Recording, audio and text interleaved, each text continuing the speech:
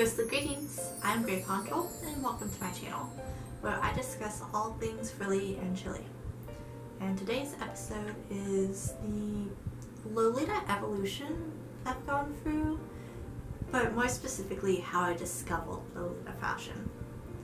Which, considering the fact I went from one extreme to the other, which is running around in mud, going fishing, to wanting to look like a reject from Topples and Tiaras, I'm sure my family is wondering what happened. And simply put, you can blame my aunt. And that's because for my birthday, way back in 2007, which is wild to think about for me, I discovered the Gothic and Lolita Bible. And I ended up buying this, even though it wasn't the newest one that was out, because this came out in 2005. But it's volume 19, which is the date that my birthday is. So I decided to grab this one. And I went through this book religiously, basically. It's a Bible. And I was so incredibly interested in J fashion, but specifically Gothic J fashion. I kind of skimmed over Lolita. I didn't particularly have a lot of interest in it because I didn't like wearing dresses. So I skipped past that because I was in a big emo and scene phase when I was in middle school. So is when I discovered this. Wow. I feel so old. So very, very old. And I didn't really get involved in anything like cosplay or any other interest until later on, which would be around, I really wanted to get into cosplay about 2010.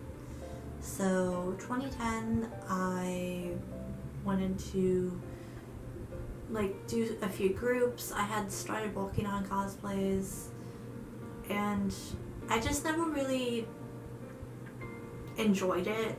It was fun to think of, and I did a lot of role playing.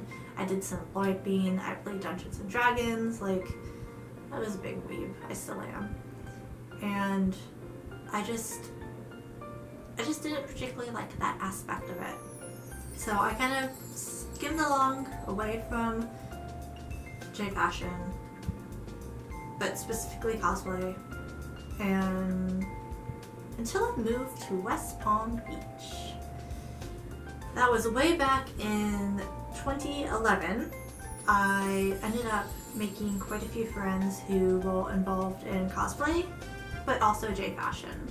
And that was when I first got a look at and the chance to touch and even try on a Lolita dress. It was amazing. It was an eye-opening experience. It was me going, I want this. I want to do this. I want to be this. And it all spiraled out of control from there, I suppose. I ended up saving up money and buying my first Lolita dress in 2011, very, very recently after trying it on. I needed it. And the first dress that I managed to get was one that I fell in love with. I didn't just settle on anything. I honed in on a Halloween print, of course, and I got Alice Trick or Treat, or Trick or Treat Halloween Alice. It has a few names that it goes by, so it's not entirely sure what it was specifically, but I got that. And I wanted to copy all of the looks in this. I was obsessed. I wanted to do Sweet Lolita, and this was the time where Bittersweet Lolita was a thing. It was just, that's what people called it, and it was pretty popular. And I decided, I want to do that.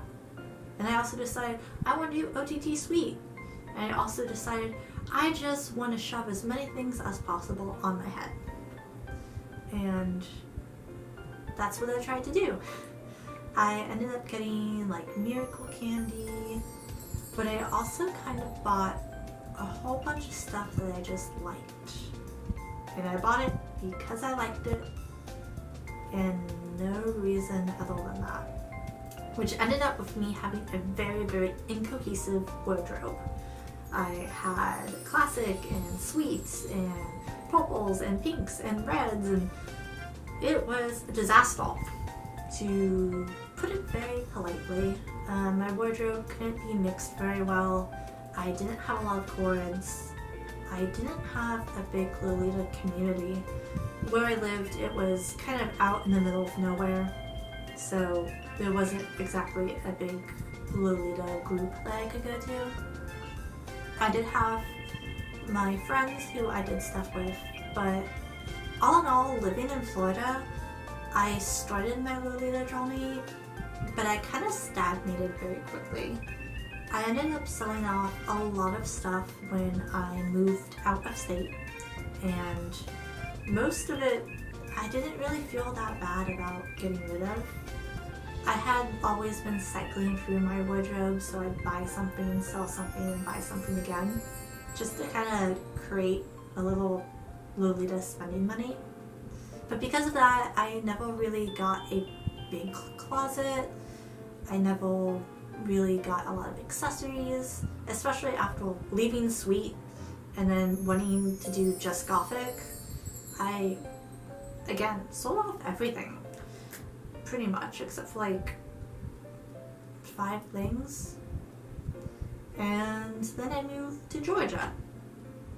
The community here is small and also not very active as well. It's fine. I've gone to quite a few meets and I enjoyed myself every time I've gone, but it's just not a super active community. It doesn't help that I'm also very shy as well, so I tend to not go even if there is a meetup, and unfortunately I do end up just missing them as well, so boop. So continuing with the passion was all self-motivated. It wasn't driven by the community. It wasn't really driven by anything other than my own desire to be a frilly marshmallow. But it was very, I guess you could say, inactive. Actually, I did become inactive for quite a bit with the fashion. Between moving to Georgia and going from living in a really tiny townhouse to buying a house, I was involved in Lolita for a bit, but I pretty much fell completely out of it. I stopped following YouTubers, I wasn't buying anything, I completely just blocked it out and focused on other things, particularly getting involved more in like roleplay communities and Dungeons and Dragons and other moldy things like that.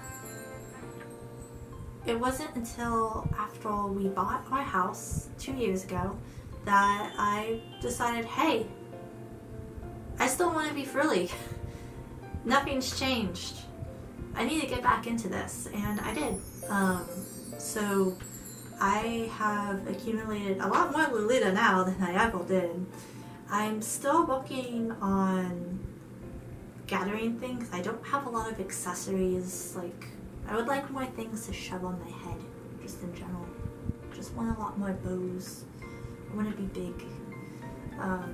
My wardrobe now is a successful blend of Sweet and Gothic because I only have Halloween prints.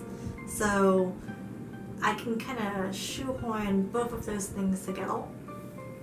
And I have a lot more Lolita friends, so thankfully I'm very encouraged, and we just kind of chat in the corner constantly about, I want this dress, you should buy this dress, I'm gonna buy this dress, hey, look at this, and it's a lot of fun. I'm really enjoying helping my friends grow as Lolitas and convincing them to join into the fashion, and it's something they've always wanted to do.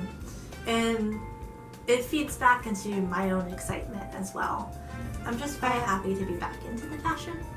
I'm very happy to be more involved, and I'm really happy to be able to start this little channel of mine because I just want to kind of document the experience, and maybe it will inspire other people to get into the fashion, entertain people already into the fashion, and most of all for me, it's kind of like a video diary of sorts, if that makes sense.